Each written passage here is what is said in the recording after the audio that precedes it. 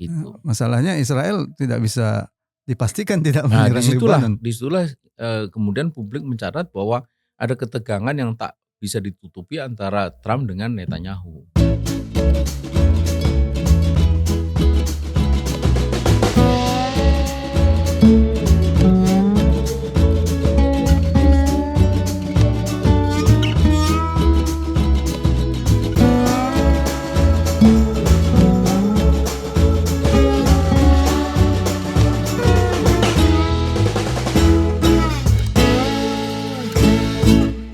Bismillahirrahmanirrahim. Assalamualaikum warahmatullahi wabarakatuh.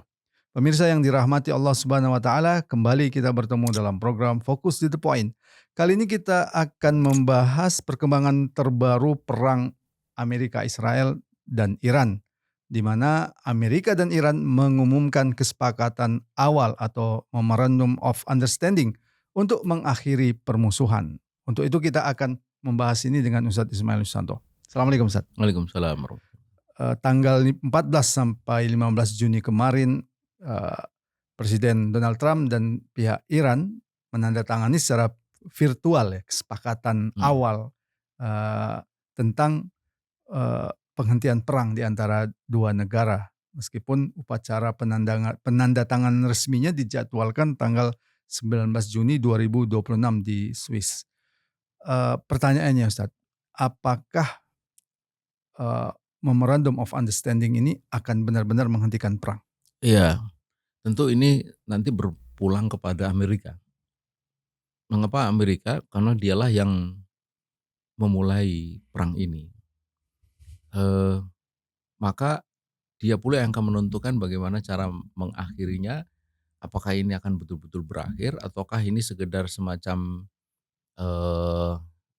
jeda gitu untuk dia mengatur langkah berikutnya. Kita tahu bahwa Trump itu dia berhadapan dengan setidaknya 2 atau 3 faktor yang tidak bisa dia sepenuhnya kendalikan. Yang pertama adalah opini publik dalam negeri yang terus mempertanyakan untuk apa sih ini perang ini? Dan dia berusaha untuk menjelaskan, tapi semakin dijelaskan semakin muncul paradok di sana. Misalnya dia katakan bahwa ini perang diperlukan untuk menghancurkan instalasi nuklir Amerika. Lalu ketika kemudian publik menuntut apa hasil dari perang itu, dia katakan bahwa instalasi nuklir itu sudah dihancurkan untuk menunjukkan hasilnya. Tapi kemudian ketika berlanjut, lalu untuk apa lagi gitu? Dia bilang bahwa ancaman masih ada. Loh, ancaman masih ada itu ancaman apa? Ya Iran.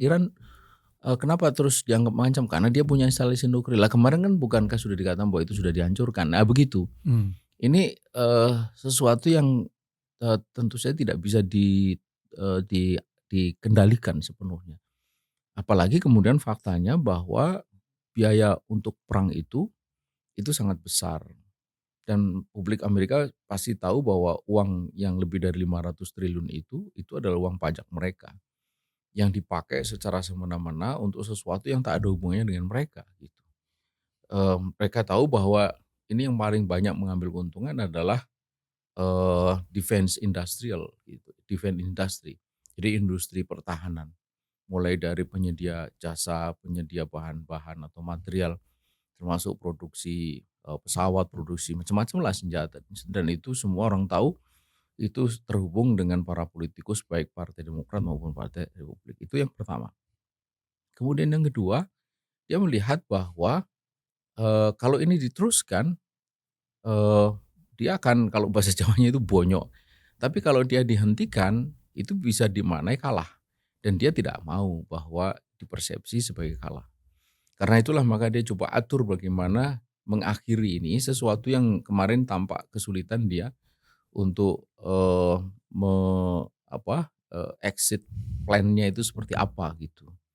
Maka dia akan berulang kali mengatakan bahwa kami sudah dapat kesepakatan tapi dibantah oleh Iran. Itu kan sebenarnya retorika yang, narasi yang dia coba bangun untuk menunjukkan bahwa Amerika itu tidak kalah. Tapi sebenarnya secara faktual kita bisa katakan bahwa Amerika itu kalah gitu. Kalah itu dalam arti bahwa ada banyak hal-hal yang dulu itu, tidak dimiliki oleh Iran, sekarang dimiliki. Tidak ada yang dulu Amerika itu harus memberikan kepada Iran, dia harus berikan. Apa itu? Sekarang Iran berani menutup Selat Hormuz. Dulunya tidak. Iran juga sekarang bisa meminta bahwa seluruh seluruh, dana mereka itu harus dicairkan yang sekian puluh tahun, hampir setengah abad itu diblok itu di berbagai negara. Sesuatu yang dulu tidak gitu. Itu bisa dibaca bahwa ini sebenarnya sebuah kekalahan dan di sisi lain ini tentu saja sebuah kemenangan bagi Iran. Ketika sebuah negara diserang dan dia bisa bertahan pada akhirnya sampai pada meja perundingan bahkan kemudian melahirkan kesepakatan apapun namanya, kesepakatan damai dan sebagainya, itu jelas sebuah, kemenangan. Dan yang ketiga, saya kira, ini menjadi poin penting juga bagi dunia Islam tentang bagaimana Iran itu telah muncul menjadi sebuah, negara yang bisa membuktikan bahwa dia bisa melawan, negara adidaya. Apakah ini menghilangkan dominasi Amerika di Timur Tengah? Kalau langsung mungkin tidak, tetapi setidaknya, dunia melihat bahwa Amerika itu tidak sekuat seperti yang selama ini digembor-gemborkan atau selama ini dipikirkan dan ditakutkan. Eee, Penguasa di kawasan Teluk itu membuktikan secara langsung bahwa ternyata Amerika itu tidak datang kepada mereka untuk melindungi kepentingan penguasa di negara Teluk itu. Sebetulnya yang berhadapan dengan Iran itu kan ada Kuwait, ada Bahrain, ada Qatar, ada Uni Emirat Arab, itu. Itu ternyata pangkalan militer Amerika ada di sana diserang dan ndak bisa mencegahnya gitu. Kalau begitu lalu apa apa apa fungsinya Amerika itu ada di sana gitu. Masih untung masih untung Iran itu hanya menyerang pangkalan militer Amerika. Lah kalau menyerang mereka, gitu. Ini tentu menjadi sebuah fakta yang sangat mungkin justru mengoreksi, pandangan mereka, stereotyping yang selama ini ada pada penguasa di kawasan Teluk termasuk Arab Saudi, bahwa Amerika itu sangat diperlukan untuk melindungi mereka dan mereka mau memberikan kompensasi apapun untuk perlindungan itu. Tapi apakah ini bisa menghentikan Amerika untuk menyerang Iran kembali? Tentu tidak. Kita tahu bahwa penjahat itu selamanya akan penjahat. Jadi Amerika itu tidak pernah bergeser dari negara adikuasa, negara imperialis, kolonialis yang dia akan menghisap darah siapapun untuk kepentingan mereka. Jadi jikapun sekarang ini tampak mereka itu harus menanti perjanjian damai, sekali lagi itu hanya sementara dan mungkin suatu hari nanti dia akan melakukan hal yang sama, jika tidak kepada Iran mungkin di tempat lain. Gitu. Ya, kalau kita kaitkan dengan isu pembebasan Palestina, kesepakatan ini kan tidak menyentuh sama sekali ya upaya-upaya real untuk membebaskan tanah Palestina seperti yang sering diklaim oleh Iran. Ya, memang ini jauh dari isu Palestina karena kita secara faktual itu melihat bahwa Iran diserang. Jadi tampaknya mereka fokus di situ.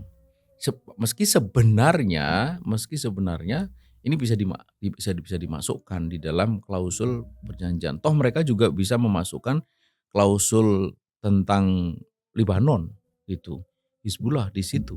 Memang menjadi pertanyaan kenapa klausul tentang Palestina tidak dimasukkan. Itu. Ini juga meskipun Israel tidak mau mundur dari Lebanon. Tidak mau mundur gitu, tapi oleh Iran dimasukkan gitu dan dimasukkan dengan mengatakan bahwa kalau terus menyerang Lebanon maka ini akan bisa merusak kesepakatan dengan Amerika gitu. Masalahnya Israel tidak bisa dipastikan tidak menyerang Lebanon. Disitulah kemudian publik mencatat bahwa ada ketegangan yang tak bisa ditutupi antara Trump dengan Netanyahu.